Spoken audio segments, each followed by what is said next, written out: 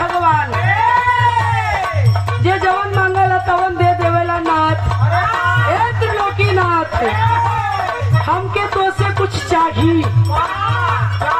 हाँ हो कुछ चाहिए। अच्छा क्योंकि कुछ चाहला तब मंदिर में भगवान के भगवती की जाला कलश की भगवान सब तो से धन दौलत रुपया पैसा गाड़ी घोड़ा मांगे आवत होई, लेकिन हमके मन से को ना चाहिए। भगवान सोचे लगल कि ये भाई के चाहिए का। वो लड़का के चाहत का रहल सब बहू के हुनर में दारू चाहिए। सब बहू के हुनर में दारू चाहिए।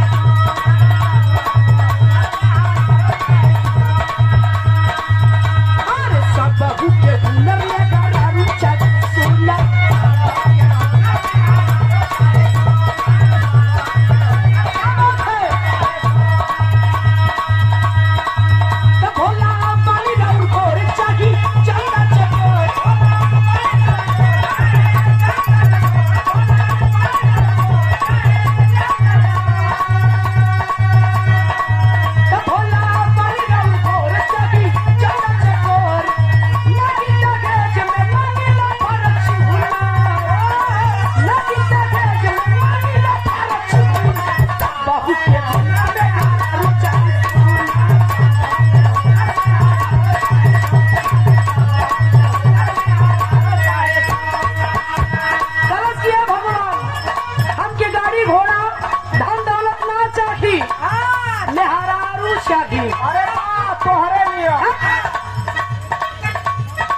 धरती पर सबसे नीक हमारी लौकत है।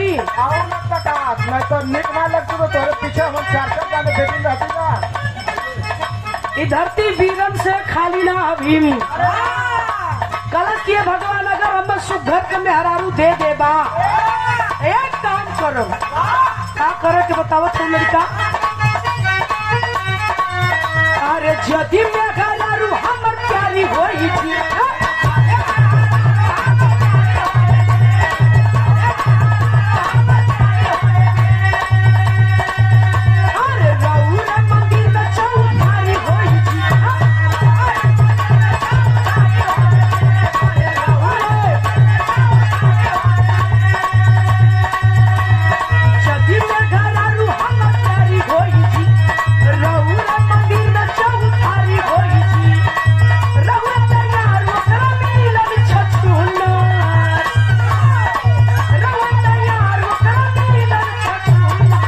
बहू के